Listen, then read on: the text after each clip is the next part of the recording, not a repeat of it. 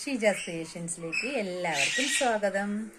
ഇന്ന് ഞാൻ 1-2 ടിപ്സുമായിട്ടാണ് വന്നിട്ടുള്ളത്.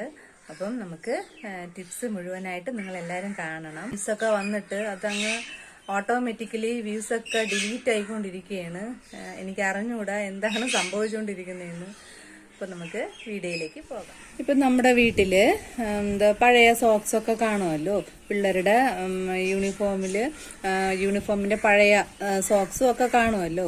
അപ്പം അങ്ങനത്തെയൊക്കെ ഉണ്ടെങ്കിൽ നമ്മൾ എടുത്ത് മാറ്റി വെച്ചിരിക്കണം. നമ്മുടെ വീട്ടിൽ ഫർണിച്ചറൊക്കെ നമ്മൾ നീക്കുന്ന നേരത്ത് നമുക്ക് ഈ സോക്സ് കൊണ്ട് ഒരുപാട് പ്രയോജനം ഉണ്ടാവും.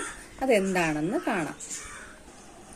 അപ്പൊ ഇതിപ്പോ നമ്മൾ കസേരയിലും ഫർണിച്ചർ വേറെ എന്തെങ്കിലുമൊക്കെ നല്ല ഭാരമുള്ളതൊക്കെ ആണെങ്കിൽ നമ്മളിങ്ങനെ നീക്കുന്ന സമയത്ത് തറയിലൊക്കെ സ്ക്രാച്ച് വീഴും. അപ്പൊ ഇതുപോലെ സോക്സ് അപ്പൊ ഇതിപ്പം 4 സൈഡിലും ഇട്ട് കൊടുത്തിട്ടുണ്ട് കേട്ടോ. 4 സൈഡും ഇതേപോലെ 4 കാലിലും ഇട്ട് കൊടുത്തിട്ടുണ്ട്. അപ്പൊ ഇതേപോലെ നമുക്ക് സ്മൂത്തായിട്ട് ഇങ്ങനെ നീക്കിക്കൊണ്ട് പോവാം. നമുക്ക് വീട്ടിന്റെയൊക്കെ ചാവി ഉണ്ടല്ലോ. അപ്പം ചില സമയത്ത് ഇത് നമുക്ക് പെട്ടെന്ന് കൂട്ടാൻ നേരത്ത് പെട്ടെന്ന് അങ്ങ് തിരിഞ്ഞു വരത്തില്ല, സ്റ്റക്ക് ആവാറില്ലേ. അപ്പൊ അത് എളുപ്പം ചെയ്യാൻ പെട്ടെന്ന് ചാവി തിരിഞ്ഞു വരുന്നതിനുള്ള ഒരു സൂത്രമാണ്. ഇതെന്തെന്ന് നോക്കാം. അപ്പൊ നമുക്ക് ഇവിടെ ഇപ്പം ഈ ഹോളിലോട്ട് നമുക്കിപ്പം എണ്ണയൊന്നും ഒഴിച്ചു കൊടുക്കാൻ പറ്റത്തില്ല. അപ്പൊ ഞാനിപ്പോ ഇവിടെ വെളിച്ചെണ്ണയാണ് എടുത്തിട്ടുള്ളത്. ഇപ്പൊ ഇവിടെ ഞാൻ നല്ല വെളിച്ചെണ്ണയാണ് എടുത്തിട്ടുള്ളത്. ഏത് എണ്ണയായാലും കുഴപ്പമില്ല. അപ്പം നമുക്ക് താക്കോലിൽ തന്നെ നമ്മൾ വെളിച്ചെണ്ണ തടവി കൊടുക്കണം.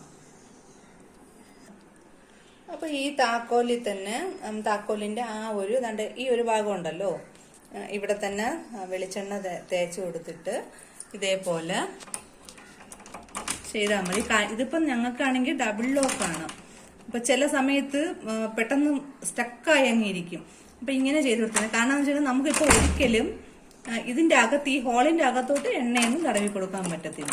അതാ ഇങ്ങനെ പെട്ടെന്ന് തന്നെ ക്ലിയർ ആയി കിട്ടും. നമ്മുടെ വീട്ടില് ഇതുപോലത്തെ ഈ തുണിയിലുള്ള സഞ്ചികളൊക്കെ കിട്ടുമല്ലോ. അല്ലെങ്കിൽ ഇപ്പൊ കോട്ടൺ തുണി എടുത്താലും മതി. ഞാനിപ്പോ ഇവിടെ ഇങ്ങനെ ഒരു തുണി സഞ്ചിയാണ് എടുത്തിട്ടുള്ളത്.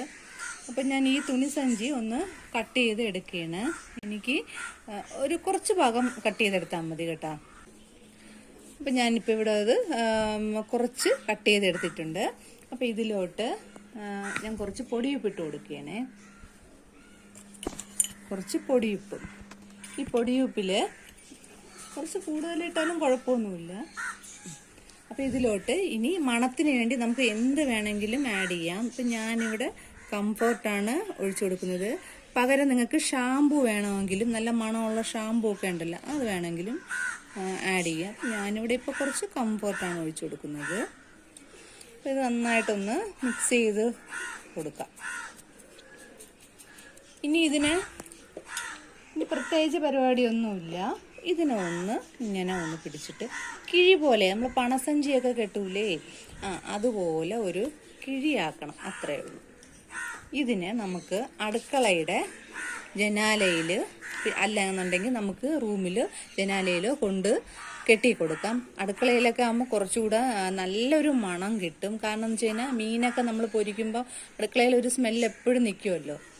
അപ്പം ഇതിപ്പോൾ തന്നെ നല്ല മണമുണ്ട്. അപ്പം ഇതിനെ ഒന്ന് പണസഞ്ചി പോലെ ഒന്ന് കെട്ടിയെടുക്കാം.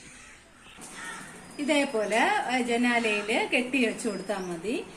നല്ലൊരു മണമായിരിക്കും. റൂമിലാണെങ്കിലും നല്ലൊരു മണമായിരിക്കും. പിന്നെ അടുക്കളയുടെ ജനാലയിലാണെങ്കിലും അടുക്കളയുടെ വേറെ ഒരു ചീത്ത സ്മെല്ല് മീൻ പൊരിക്കുന്നതിന്റെ അങ്ങനെ ഒന്നും വരത്തില്ല. ഇതുപോലെ എല്ലാവരും ചെയ്ത് നോക്കണം. അപ്പോൾ വീഡിയോ എല്ലാവർക്കും ഇഷ്ടപ്പെട്ടിട്ടുണ്ടെങ്കിൽ ലൈക്ക് ചെയ്യണം, സബ്സ്ക്രൈബ് ചെയ്യണം, ഷെയർ ചെയ്യണം, സപ്പോർട്ട് ചെയ്യണം. Thanks for watching.